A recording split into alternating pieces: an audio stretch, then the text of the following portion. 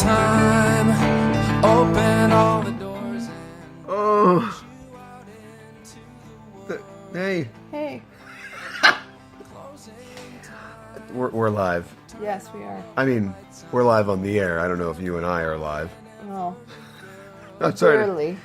Sorry to interrupt your nap It's all good. as we broadcast live and then probably pass out again. Yep. You're gonna have to somehow improbably take the lead on this one because, as you can tell, my vocal cords are hanging by a thin bit of gristle. Oh no. Yeah. What happened today? Today we had our fan table again from 12 to Why? 5-ish. 5. Yes. And we had Two shattered husks of human beings interviews. cry out to the void. I know. We had an interview with Chris Carter. Yeah. Interview with Victor. Dot. Okay. Oh, don't we want to talk about them in turn? Okay, sure. We could have easily put this off until you were conscious. But we're doing it. This is guerrilla. This is guerrilla podcasting. I know. I always love talking to Chris. And that guy's got like an eidetic memory or something. Because he remembered talking to us last year. Yep. Which was amazing. And he's an amazing guy. And something that I wanted to point out is that he has a CD that's coming out. It's an EP of his own music, and this isn't, this isn't orchestral music or soundtrack music. This is EDM music, and it's called the KR Protocol, or like the Krypton Protocol. Okay. And you can check it out at krprotocol.com. And I feel blessed. He gifted me with a free copy. Yeah, that's pretty awesome. So when we have our interview with him in a later show, when we're conscious and functioning, right. I'll definitely drop a little bit of that in there. I got his permission. That's pretty awesome. I figured he'd be cool with it, but, you know. Yeah, it's always for the best to make sure. Yeah. Well, who else did we talk to? We talked to Victor Raymond. Yeah, that was great. Mm-hmm. I've really been looking forward to talking to him, and as somebody who is just...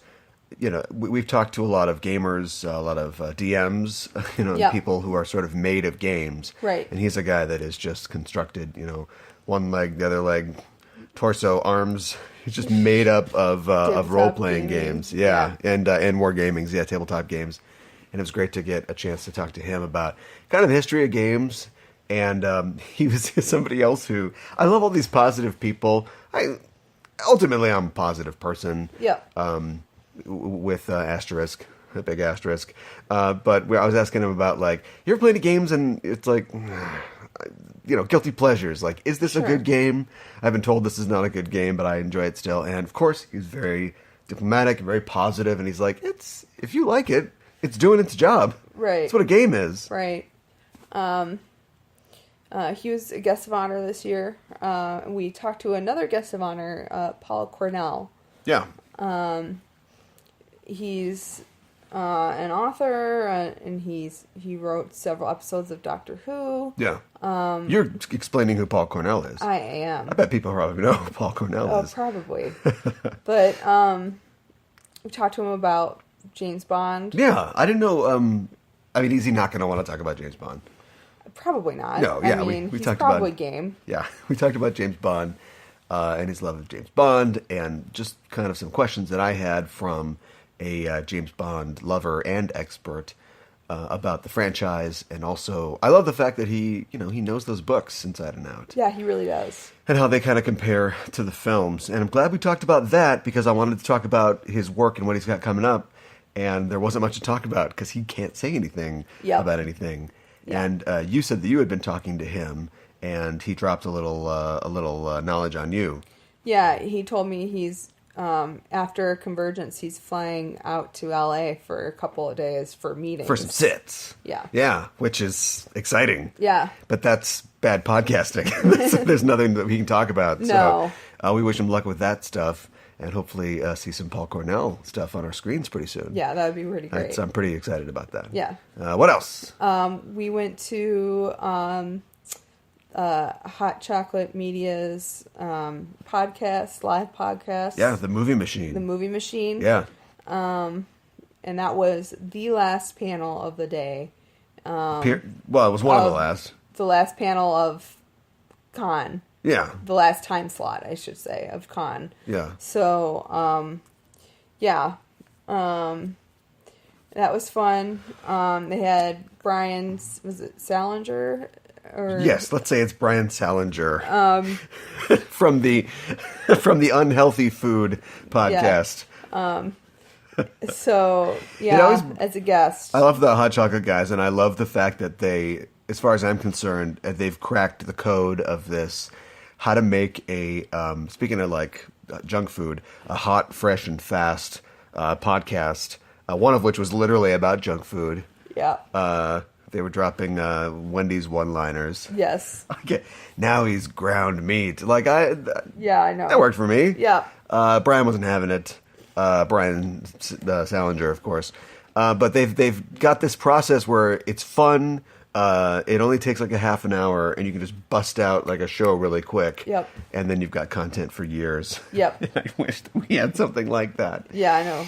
What do you want? How about the cinema contraption debuting soon on the Just Enough Trope Network? Yeah, completely unrelated. This is something else. This is something else we're working on. Sure. But yeah, thanks to those guys because I had a good time. And you can always find them. And I'm probably going to mess this up. I think it's hotchocolatemedia.net. But I know for sure if you go to Twitter, it's Hot Choc, CHOC Media. You can find them there. Okay, and on sure. Facebook too by searching for Hot Chocolate Media. No problem. All right, sounds good. Then we went to... We did more? We didn't do anything else. Well, we tried to go to the lending library, and they were already packing it up. Which I understand. Yeah. And that'll be what's a opposite of strongly? Softly, weakly worded thing on the comment card? Yeah, exactly. Because last year we were mad because we every year we have a poster made for the show by our great show artist, Andrew Blakeborough. And I hope people can understand that name with us both groggily slurring it out. Andrew Blakeborough. And we always have posters left over. We don't expect that the posters are going to be in pristine condition, but we try to harvest a couple. Yeah. And we had a neat effect last year because we had 4 years of posters to represent the show. Mm-hmm. So it was like, oh yeah, I've seen that poster. But this was like, oh, what's that? Oh, it's those guys. Right. A lot of disappointment for people when they see us. And last year they started taking things down at like 2:00. Oh, at least. Which is not what it says in the charter. No. But, whatever. So we only lost about $100 worth of posters. And so we got new posters for this year and thought, all right, we're going to run out and get these posters. And we went out and they're still up, at like 3:34 or whatever. But we also just kind of felt like, do you want to take the posters or should we just go? Nah, we're fine. We're fine. Well, thanks anyway, CONCOM. Let's walk over to the lending library. All in boxes. Yep. So, what? We should have just taken the boxes. Yeah. We'll take those off your hands. Right. Right. Yeah, I'll take them all. Yeah. I don't care. Right. I mean, they had a lot of books left over, and in years past, I swear it hasn't been that many. Yeah, but there was a lot of books. There were a lot of books. Yeah, it was robustly full, I think. Yes. For the entire show. Yeah, I would agree with that. And you actually had a really great find. I got my yes! Yeah. We talked about this on the last show, and it came to pass. I was able to catch Melinda Snodgrass and get her to sign her TOS novel for me. She was very gracious, and she was literally on her way out the door. Like she had a roller suitcase. Was getting off a panel, and it's like, all right, I got to get back to my horses, and I got to get out of here. And I was able to get her to sign it. So much thanks to her. Oh, thanks. As a single thing, if it was many thanks, I'd be thanking her many times. Much thanks. So it works. Okay, I'm shot. Well, I think that's pretty much everything. Do you have any covers of it? Kind of wrap up thoughts? I mean, we are doing a full on wrap up show once we regain our faculties in the next day or so. And of course, we'll be releasing a lot of our interviews from the con and from our interviews with guests of honor over the upcoming weeks. Yeah. Won't make people wait too long, but that's a rule of podcasting. When you get some content, you gotta chop it up. Release it slowly. Step on it a little bit. Yeah, sure. Omar, coming, yo. Oh my gosh. I'm comparing us to heroin dealers on The Wire, which is where I'm at as far as my level of consciousness. Faculties. Yeah. Yeah. So, but any wrap-up thoughts?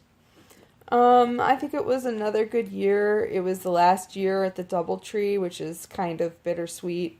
It's been there for 20 years. It may be probably time to move on, but it's going to be weird having a different hotel. That's getting kind of weird. Yeah. Yeah, I don't really care about that. No? Nah.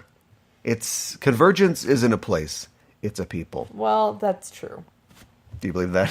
I do believe that. I thought that was kind of cheesy in the Thor movie, but I guess it works for the con for sure, because it's true for the con. Yeah. It is not true for the movie. Yeah. Asgard is a place. Yeah, I know. It is one of the 9 worlds. But yeah, I get the sentiment though, and I think it still applies here. And for now, I mean, I don't know what to say. Yeah, it was great. And the way that the show came together and just exists when 8 weeks ago, the people who are in control of whether it exists or not, they didn't know if it was going to exist. Right. And it existed. Yeah.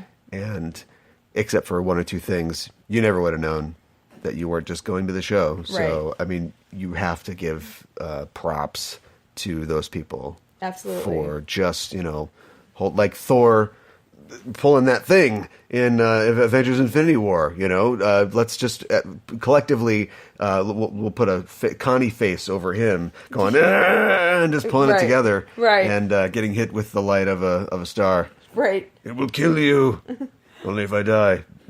Yes, yes. You understand what killing is dead is. Yep. Yeah, they did an amazing job. So we'll have a lot more to say about that when we can put sentences together. So look for that.